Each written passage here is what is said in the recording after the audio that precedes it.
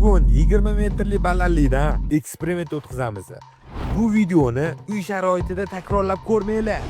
Abdumajid, buni usha! Oy! Maqosiz! Ukam qara, har bitta narsani ushaganingga $100 beraman. 5-6 narsa tashiyman. $100 mi? $100. Boyib ketamanmi deyman, davay. Gap. Davay, tashi. 1 2 3 -1. 1 2 3 Voy, -2. Uy, Xatyapti. Mashina usha olarsa xatyapti. Ushayman buni.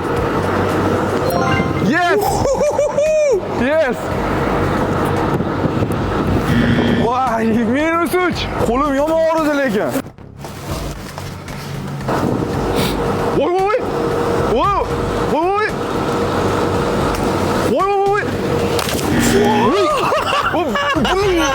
Buni ushlash imkoni yo'q. Suv buni ichiga qanaqa ushayman? Har bitta tashlagan narsamga $100 beraman dedim. Lekin Valvali moyini ushasa $200 beraman. Bu Valvali moyi bo'ladi. 1,5 asr tarixga ega bo'ladi. Akalar, 1866-yil ishlab chiqarilgan. Bormi ukam? Bu moyi ushamasa ham bo'lmaydi. Buni aniq ushayman. $300. Aka, mana shu qo'lingizga berib turing-da. Voy.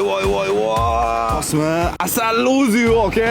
Siz JM mashinasini haydaysizmi? Merz haydaysizmi? BMW haydaysizmi? Farqi yo'q. Liboy mashinaga bor. Bu moy aytib o'tganimdek premium klass hisoblanadi. Valvali. Nima bo'lib ketdi ukam? $300 mi bering dedilar. Yo, men tushundim. Qanaqasiga $300? Voy, Valvalini ushasa 200 beraman. To'g'ri? Har bitta undan oldin ushagan narsalarimni 100 dan beraman. Men xalq aytdim, faqatgina Valvalini ushadi-yu, boshqa narsani ushamadi. Voy, qoptoni ushadi, videoga tushdi. Bu gap. 1 2 3. Onasini emisi, $300 ketdi.